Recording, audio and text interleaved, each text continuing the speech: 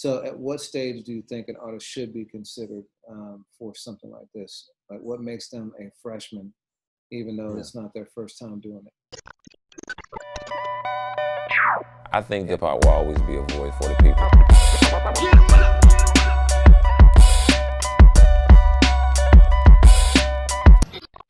All right, so on the flip side, we had our celebration of legacy artists. Double XL released their freshman list, which is, late in the game. They typically release in the spring, but I assume they were affected by COVID, as were most other people, but they released it. There wasn't a single artist that we covered, regularly. Yeah. You say we've done Chica, but I think that's probably a feature, not really. No, it was a performance, and I don't know if it was something that was shared widely, but yeah, she came when the Alabama, women's rights debates were happening, and went on either Fallon or Kimmel, possibly Colbert, and it's gone now. You talk about suits ruining things, but put a mouth-dropping performance on, and I think Kevin Cortez, one of our writers, had showed it to me, and I was like, damn, we got to put her on. But yeah, with one exception, we've never covered any of this year's freshmen. Yeah, so you asked who would AFH have put on. So, I love that concept. And, I used to do something back, I don't know, this is before you even started. I used to have a thing called the Torchbearers list. Which is my kind of like answer to Double XL's freshman, because, from the beginning, I thought up until like 2011, 2012, the lists were great. They had the like TDEs and the Coles and people like that of the world, but there was a point where it kind of fractured and it became much more kind of wavy, much more like, trying to anticipate like, I don't know. It almost seemed like industry plans and things like that. It didn't Probably seem just numbers driven, Yeah. It didn't seem as merit based anymore. And so first of all, let's set the criteria before we start to get into it. But like, at what point do you think a person should be considered for lists like these? Because all of these artists have likely been grinding for a few years, and have at least a few mixtapes out. So at what stage do you think an artist should be considered for something like this? Like what makes them a freshman, even though it's not their first time doing it? I mean, it's really tricky. I think that, if I'm Double XL, we've never given these artists a feature, certainly not a cover. But it's, to your point, it's hard to come with just a numerical answer. I remember, not Slaughterhouse, but what was it? Joel and Crooked made covers, 2009, 10, whenever that was. And I mean, both of those guys, I mean, Joel was putting stuff out on Ruckus in 2001 or 2, and Crooked Eye was signed to Death Row in 99. So it gets very, very, very tricky. But I mean, for all intents and purposes, I think that it's got to be somebody that your audience doesn't really know, that feels like a new artist and that doesn't qualify for them stepping on the big stage and just not getting awareness. So, I mean, before we even get into who we would include, what do you think about that? Yeah, it's just very tricky. There's a balance, right? Because you can't just put out people who no one has ever heard of. You're not going to get engagement on that. And still you do have to draw some attention to this. But you also don't want to seem obvious and late to it. It's tougher for our audience because I think that our audience tends to be very kind of discerning and up on things. In the know. And so, we're a little bit more cutting edge. And so, it's still got to be that balance. So,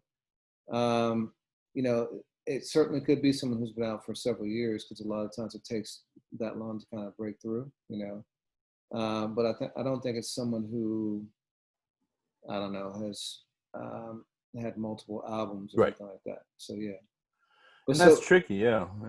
So with that loose criteria, and let's just open it up. Last few years, would you say would be deserving of a spot like that? We spent a bit of time in the last episode talking about Che Noir as somebody that I really think, especially boom, 2020.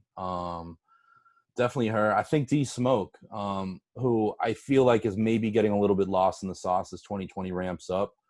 But you know, his album Black Issues, you know, it really it was, you know, it continues to stand tall in this, and I think that he deserves it. And then you dropped a couple that I think are really 100% I agree with. You want to Well, say you some yours? and also you said Deanté Hitchcock, Yeah, who I think is phenomenal too, right. by the way. And like people who are not up on that dude need to get up. Like he is, I say in the lineage of Andre 3000 for sure. You know, really amazing artist. Yeah, I mean, yeah. So I agree. And then just to your point, just as a quick aside, there's artists that I've been very excited about over the last 2 or 3 years, both from Compton, Buddy and Boogie. You know, Boogie's Long Beach and Compton. I wouldn't put those guys in. I think they're awesome artists that I'm really excited about. But if you do the work, both of them have 5, 6, 7 years in the game leading up to some big moments that they put out. So that to me gets kind of dicey. Whereas when we're talking about in the examples we just used, these are artists that are in the last 3-4 years, you know, at best. Yeah, major label releases. You know, it's interesting. So with that in mind, like clearly our audience, if we were to say Griselda, they would think we were nuts, you know, because Griselda's been around but you know, if you really think about it, they've only been established for like 2 years.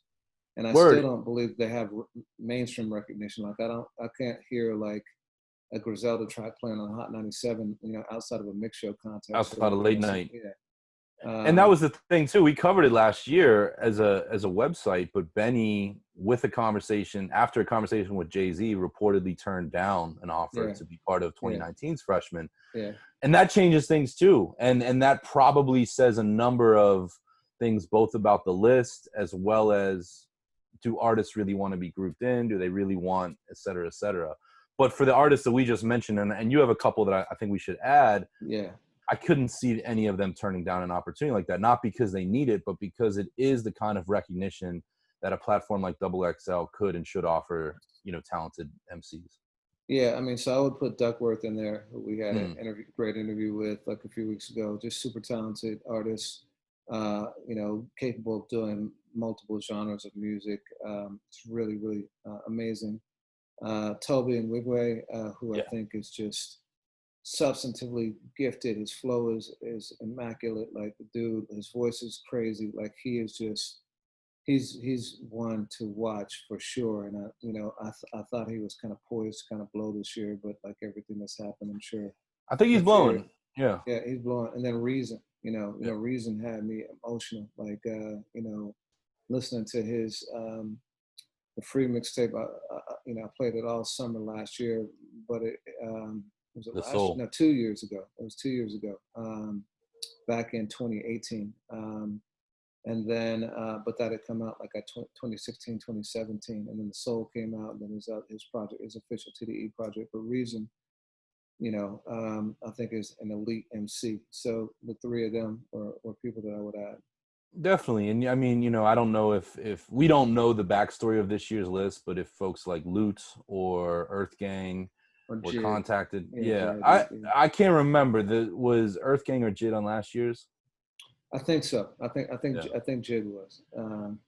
You know, and Deanté is now part of that same, you know, Spillage Village movement. But yeah, I mean, and you know what, I as a freelancer, I did Rod Wave's press bio. He's one of the 2020 picks, and Rod's put up crazy numbers, but it's not in the type of hip hop that AFH really embraces, and what I think a lot of our readers favor. A lot of these names are probably new to these readers, or especially the music is. So yeah, I wasn't surprised, but I wanted some more representation from the hip hop I love on this year's list. Now, what about No Name? Like, do you think she would fit into that criteria? I mean, she's also amazing. Saba. Yeah, you know, there are quite a few like great artists. I think Saba's out at this point, and I want to say that why do you say that? No, I mean, I think first of all, I think he was included 2 or 3 years ago. No Name all day long, but again, No Name is such a principled person. I don't know that she would accept that opportunity. Yeah. you know. But you would certainly put her on an AFH list. Yeah, all day long. And, you know, this is a good segue too, as we talk about, you know, JID and No Name. Man, you and I had spent some time wondering, where is the J-Rock verse on the Lockdown, you know, mix from the BET Awards and all of that. Anderson And Paak, yeah. with the Anderson .Paak song, of course, and boom, here we get it, and we get more than we bargained for. Yeah, man. So it came out a week ago from Friday. I don't know how I missed it. I don't know why there wasn't more fanfare about it. But so the remix features JID, No Name, and J-Rock. Anderson does not rap on it. He just has his hook. It is a subtle new mix, new bass line. I don't know if you heard, but like, so on the first version,